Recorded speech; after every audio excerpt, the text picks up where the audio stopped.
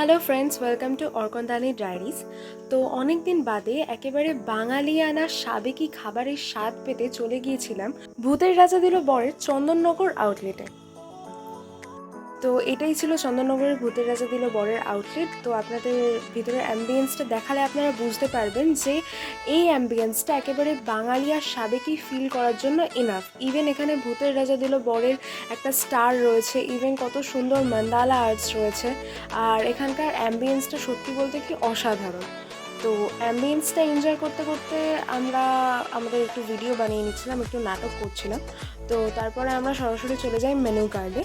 তো আমরা অর্ডার করে নিয়েছিলাম বাঘার থালি, যেটা ছিল 749, আর সুন্ডি রাজার থালি, যেটা ছিল 649-এ। তো কিছুক্ষণ ওয়েট করার পরেই চলে এসেছিলো আমাদের থালি, যেখানে আমরা দেখতে পাচ্ছেন ধোঁয়া ওঠা গরম ভাত, যার সঙ্গে রয়েছে আলু ভাজা, 2 পিস চিকেন পকোড়া আর ইলিশ মাছের মাথা দিয়ে শাকের চচ্চড়ি। আর পাশেই চলে এসেছে মুরগ পোলাও, সাথে ছিল ফিশ ফ্রাই আর পোড়া কালো মাটন, চাটনি, পাঁপড় আর রসগোল্লা। আর এদিকে বাঘার থালিতে রয়েছে শুক্তো, ভেজ ডাল, পাবদা সর্ষে, মাটন, আর রয়েছে চাটনি, নলেন গুড়ের রসগোল্লা, পায়েস আর পাঁপড়। তো লিটারালি এত আইটেমস দেখে ভীষণ এক্সাইটেড লাগছিল। তো আর বেশিক্ষণ ওয়েট না করে অলরেডি খাওয়া শুরু করে দিয়েছিলাম। আপনারা হয়তো বুঝতেই পারছেন যে ওর আর আমার প্লেটে সবটাই হাফ হাফ চলে গেছে, অর্থাৎ ওর হাফ মুরগ পোলাও আমার কাছে আর আমার ভাতের অর্ধেকটা ওর কাছে।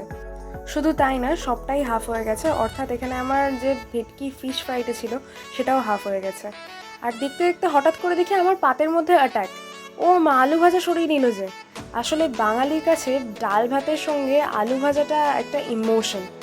তারপরেই ছিল পাবদা। উফ, পাবদাটা এমন জুসি আর টেন্ডার ছিল, অসাধারণ ছিল। আর মাটনটার তো কোনো কথাই হবে না, অসাধারণ স্বাদের ছিল, খুব জুসি, ভীষণ নরম, হাত দিতেই লিটারালি খুলে চলে আসছিল মাটনটা। তো ভীষণ ভালো ছিল রান্না।